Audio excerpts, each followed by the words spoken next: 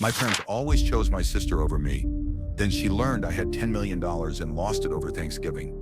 My parents always chose my sister over me. Then she learned I had $10 million and lost it over Thanksgiving. When people ask about my childhood, I usually dodge the question. It wasn't exactly tragic. I had meals on the table and a place to sleep, but it wasn't what anyone would call nurturing either. I'm 38 now. My name is Rachel. And I'm telling this story not to be pitied, but because someone out there might see themselves in it. Everything shifted for me at the age of 8. That's when my sister Emily was born, weeks earlier than expected. I remember Dad rushing out the door in the dead of night, and Aunt Linda coming over to stay with me. Everyone was tense, consumed with worry over the baby. I didn't understand the full implications of a premature birth, but I knew something was wrong.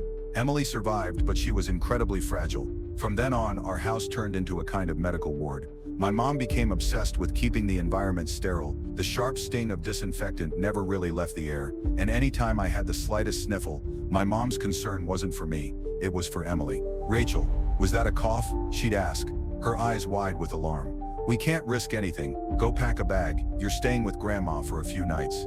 I ended up spending a lot of time at Grandma's house, or sometimes at Aunt Linda's. In the beginning, I thought it was fun, like a little adventure. But as time went on, I realized I was being shunted to the side, like I was a threat just by existing. Trying to earn some kind of recognition, I threw myself into school. I got excellent grades, joined the debate club, and even won the science fair one year, but none of it seemed to matter. "Look, Mom, I won," I'd say, holding out my trophy, face lit up with excitement. "That's nice, honey," she'd reply, absently. "Did you wash your hands? Emily's not feeling well." It was always like that. Even when Emily eventually grew stronger and stopped needing all the medical attention by the time she was about 7, my parents stayed locked in their overprotective routine. And Emily, smart as she was, caught on quickly to the influence she had. She learned how to play the part, acting sick or helpless whenever she wanted something. High school was supposed to be my time to shine. I studied like crazy, kept my grades near perfect, and stayed involved in every activity I could manage. But Emily always managed to be the priority. One night, my science teacher invited my parents in for a meeting. "Rachel's got real potential," he told them. "She could qualify for a science scholarship." But right in the middle of that conversation, Mom's phone rang. Emily was at home with the babysitter, apparently having a meltdown.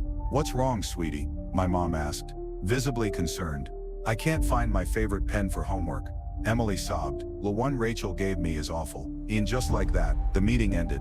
My parents practically sprinted out to help Emily hunt down a pen. After that, they stopped coming to my school events altogether. "It's just easier this way," they'd say. "Emily gets upset when she feels left out." When I won the state debate championship, they didn't even bother putting the trophy on display. "Emily doesn't like looking at other people's awards," my mom explained, sliding it into a drawer. College was supposed to be a turning point. I got a full scholarship to the state university, which covered everything: tuition, housing, the works. I was ecstatic, but when I walked in the door that night to tell them, Emily barely glanced up from her dinner. Finally, she said, rolling her eyes, "Now I can take your room. I want a full streaming setup, 3 monitors and a ring light." From that moment on, I started counting the days until move-in. College passed by in a flash. I stayed on campus as much as possible, only coming home for the occasional holiday meal, where Emily, as usual, dominated every conversation with her latest middle school drama. At 23, degree in hand, I landed a managerial job at Harper & Lane. The pay wasn't extravagant, but I had my own apartment, and that meant freedom. It felt like I was finally building something that belonged to me. One evening, while scrolling through social media, an ad popped up: "Make your money work for you." Usually, I'd scroll right past, but something about it made me pause. There was a fee for the course, but I figured I could swing it if I lived on instant noodles for a month or two. That decision changed everything. The instructor, a guy named Thomas, made investing feel doable. I started with a few $100s in tech stocks and slowly increased my stake. I researched obsessively, read books, watched market trends, and figured out how to manage risk. My first big win came from a tiny AI company no one had heard of. I put in $375, and in 3 months it ballooned to $3,500. Then a biotech startup tripled what I put in. Before I knew it, my side hustle was bringing in more than my job. I remember the moment I realized I didn't need Harper & Lane anymore. I was at my desk, pretending to care about another budget meeting, when one of my stocks hit a new high. I checked the numbers, and my investment income was nearly 3 times my monthly salary. That same day, I wrote my resignation letter, but I didn't tell my family. I kept going to the usual Saturday dinners, sitting quietly while my mom served her overcooked chicken and talked about Emily like she was royalty. All the while my investments were quietly growing in the background. "You're still working at Harper's, right?" Mom would ask with no real interest. "Yep, same job," I'd say, knowing full well she had already tuned me out. It was easier that way. No need to explain that I had been out of the corporate game for 2 years and was now earning more in a week than I used to in an entire month. Emily was the main character of every meal. She'd recently gotten into Westfield University, an elite private college with sky-high tuition. "It's such a burden," Mom would sigh, though she looked more proud than stressed. "But Emily deserves the best. We had to take out loans, but it's all worth it." Emily, twirling her fork in her overpriced pasta, would chime in, "Everyone there has designer backpacks and drives Teslas. Our family looks, well, poor." Her message was clear.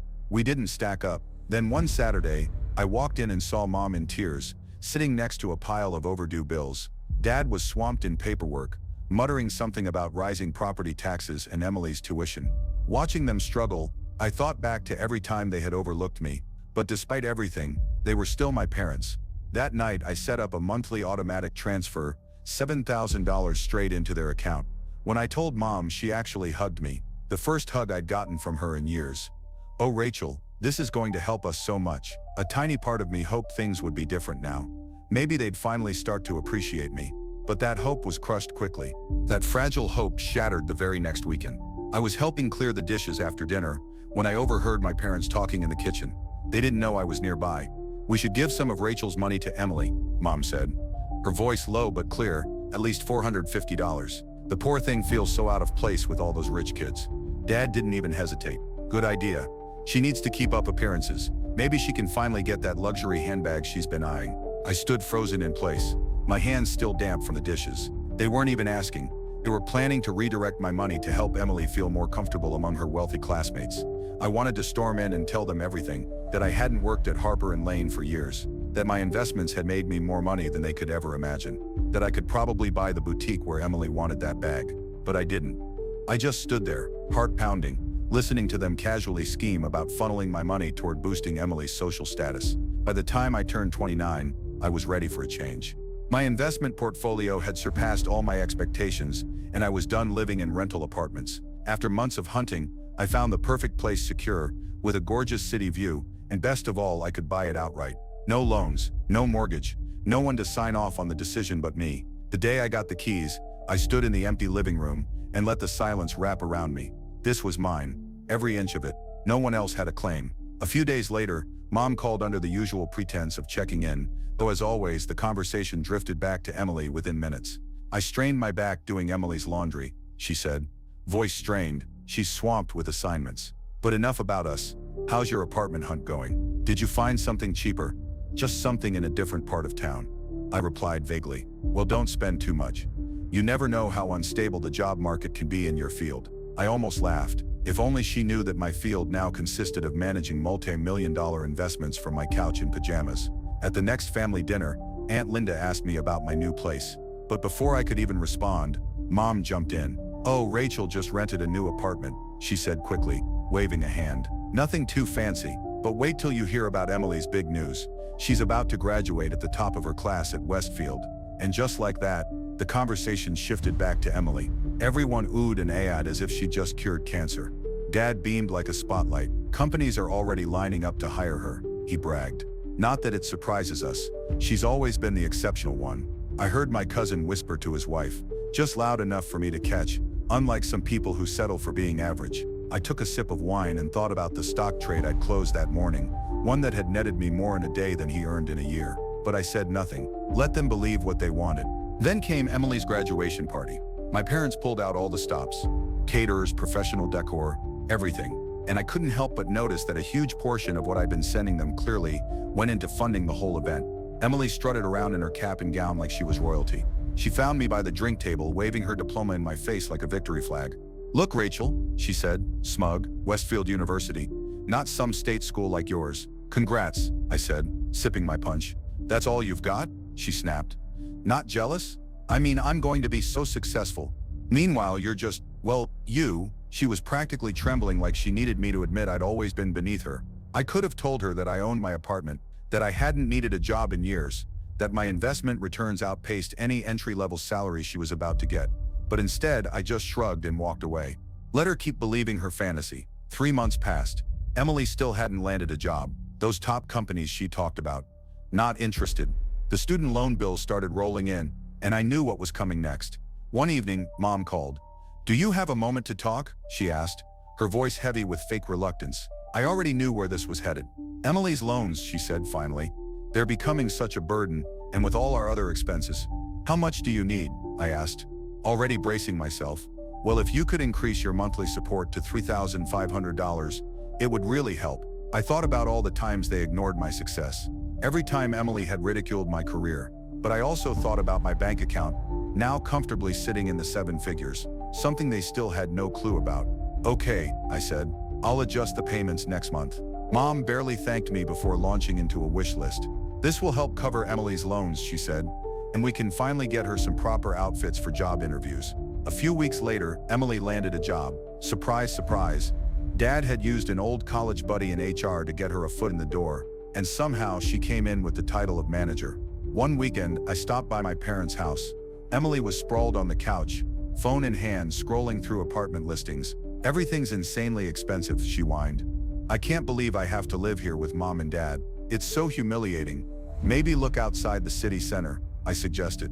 "Or try a smaller place." She looked at me like I'd asked her to move into a dumpster. "I need to be in the right area, Rachel." "Not that you'd get it. Some of us actually have standards." I glanced around at our parents' small living room, where she was living rent-free, but I kept my mouth shut. She sighed and tossed her phone aside. "This is just temporary. Unlike you, I'm not going to be stuck as a manager forever. I actually have potential." As Thanksgiving approached, Mom got caught up in her usual stress spiral. She insisted on cooking everything herself, as always. But this year was different. "I don't know how I'm going to manage," she complained on the phone a week before. "I hurt my back doing Emily's laundry. I can barely stand." "Let me handle it," I offered. "I'll get the whole meal catered." Mom's tone lifted instantly. "You're such a good daughter. I don't know what we'd do without you." I saw Emily in the background of our video call, rolling her eyes like it physically pained her to hear Mom praise me for anything. Thanksgiving arrived and, as usual, the day was a full house. Aunts, uncles, cousins, all gathered in the chaos that had become our family's holiday norm. The catered food showed up right on time, and I helped Mom lay everything out while pretending not to hear Emily's constant complaints about how store-bought stuffing never compares to homemade. I'd brought my laptop with me. The Asian markets would open during dinner, and I had some investments I needed to keep an eye on. I set the laptop up in my old bedroom and left it running while I went back out to join everyone. To my relief, the food was excellent. Juicy turkey, flavorful sides, easily better than anything Mom usually made. As we sat down and started eating, Mom couldn't resist turning the spotlight toward herself. "I was so worried about how I'd get all this food made," she said dramatically to the whole room. "But Rachel saved the day and arranged everything, catered and all. Isn't that thoughtful?" "That was really generous of you, Rachel," Aunt Linda said, giving me a warm smile. "I imagine it wasn't cheap." "Oh, it's nothing," I replied, waving it off. "I'm just happy everyone's enjoying it. She earns enough at that management job to help us quite a bit," Mom added proudly, probably for the first time ever actually acknowledging that I contributed anything. Across the table, Emily's face darkened. Her jaw clenched, and her eyes darted toward the hallway like she couldn't sit still a second longer. Then, without a word, she pushed back her chair and stormed out of the dining room. I thought it was one of her usual dramatic exits, but something in her eyes made me uneasy. A few minutes later, she came back, my laptop in her hands and a smug, unsettling grin plastered across her face. "Let's see just how well Rachel's really doing," she said to the whole table, her voice sharp and smug. "Since she's been so generous, I'm sure she won't mind us taking a peek at her finances." "Emily, don't." I jumped up from my seat, but it was too late. She turned the laptop toward the table. My investment dashboard was still open on the screen. I'd been checking it earlier and must have forgotten to close it. Everything froze. No one said a word. The only sounds in the room were the tick of the wall clock and the distant hum of the dishwasher. Emily stared at the screen, her face losing all color. Her mouth opened like she was about to say something, but nothing came out. She looked like someone had pulled the floor out from under her. "Emily?" Mom's voice quivered. "What is it? What's wrong?" Her voice barely registered above a whisper. 10 million. The silence that followed was unbearable. Forks hovered midair. Wine glasses paused halfway to mouths. Everyone was just staring at me. "That must be a mistake," Aunt Linda said quietly, leaning forward. "Rachel's just a manager at Harper's." "I haven't worked at Harper's in years," I said calmly, still standing. I left to focus on investing full-time. I took courses, studied the markets, and built my portfolio from scratch. Emily's voice cracked. You mean you're rich? I nodded slowly. I've been investing for years. I started small, kept learning, and yeah, that account has $10 million in it. I wasn't hiding anything, I added. You just never asked. Before the silence could settle in again, Mom shot up from her seat. Her face went from pale to red in an instant. 10 million? She screamed, loud enough that the whole room flinched. You've been sitting on $10 million and you let us struggle? I stared at her, stunned. I send you $2,000 every single month. That's nothing, she screeched. Your sister has loans. We have bills. How could you be so selfish? So unbelievably greedy. Dad stood up too, face flushed and jaw tight. We raised you better than this, Rachel. You've been hoarding this wealth while your own family suffers? Something snapped inside me then. A dam that had been holding back years of frustration and silent disappointment finally cracked wide open. Oh, so saving is greedy now? I snapped. Tell me, where was all your savings when it was time to pay for my college, huh? They both blinked, taken aback. Oh, that's right, I said, voice rising. You didn't need to save because you never intended to pay for mine. I got a full scholarship while you blew all your money, sending Emily to her fancy private university, and racked up loans doing it. That's different, Mom snapped. Emily needed, Emily wanted, I cut in. That's the story of this whole family. Emily wanted, so Emily got. Emily looked like she was about to cry. It had always been her go-to move whenever things didn't go her way. I can't believe this, Mom muttered, voice trembling with fury. You have millions and you're only giving us $3,500? We're your parents. You should be giving us at least $10,000 every month. I laughed bitterly. 10,000? So you can keep spoiling your precious Emily with designer handbags and catered graduation parties. I turned toward Emily, who had shrunk back, still holding my laptop. You wanted to expose me as some pathetic loser? I said. How's that working out for you? Her mouth trembled, but she didn't speak. The sister you mocked for being just a manager's turns out to be the one who actually made it, I said. How does that feel, Emily? The room was dead silent again. Aunts and uncles frozen in place, no one daring to speak. Mom shook her head, her expression twisted with indignation. If you're really that successful, Rachel, then it's your duty to support your family. My duty? I took a step closer to Emily and pulled the laptop from her trembling hands. My duty ended the moment you decided I didn't matter. You made your choice. You invested everything in Emily. The praise, the attention, the support, and left me to fend for myself.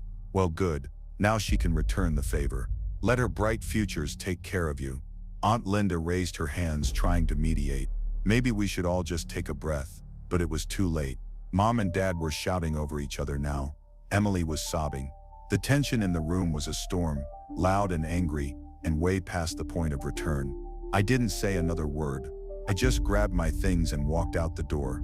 The house I had once called home faded behind me, drowned out by the echo of my mother's screeching voice as I got into my car. The texts and calls started before I even made it back to my apartment. My phone buzzed nonstop, messages from Mom, Dad, and Emily, alternating between rage and guilt. At first I responded. I thought maybe, just maybe, they'd come to their senses. Maybe they'd finally see me for who I was, not just as some background character in the Emily show. But I was wrong. They didn't want understanding. They didn't want to make peace. They just wanted access to my money. Then Mom took it a step further. She went public on social media.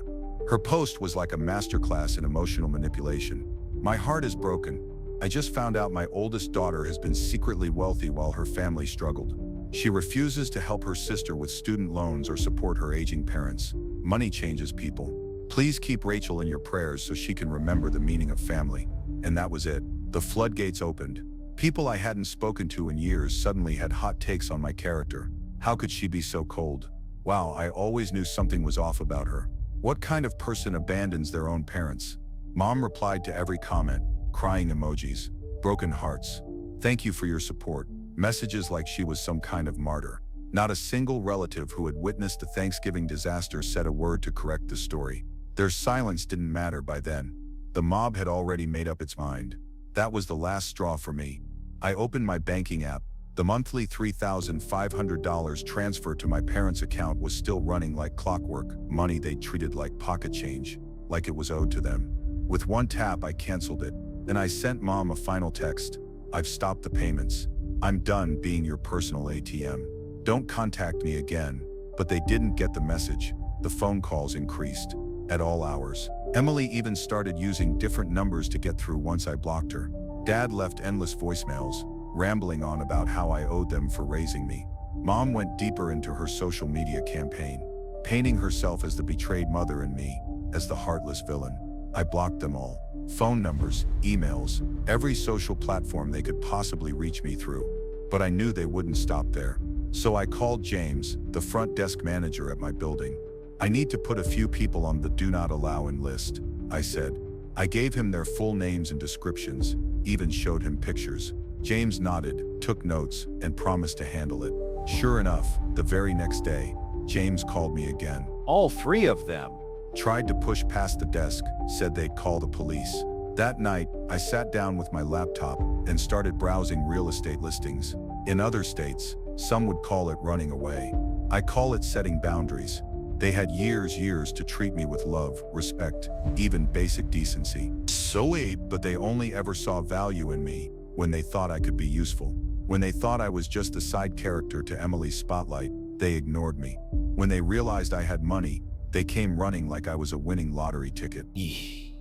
I'm done. As I scroll through homes in quiet towns far from where they could ever find me, I don't feel sad. I feel relieved. Because sometimes the healthiest thing you can do isn't to fight for a place at the table, it's to walk away from the table entirely, even if that table belongs to your own family.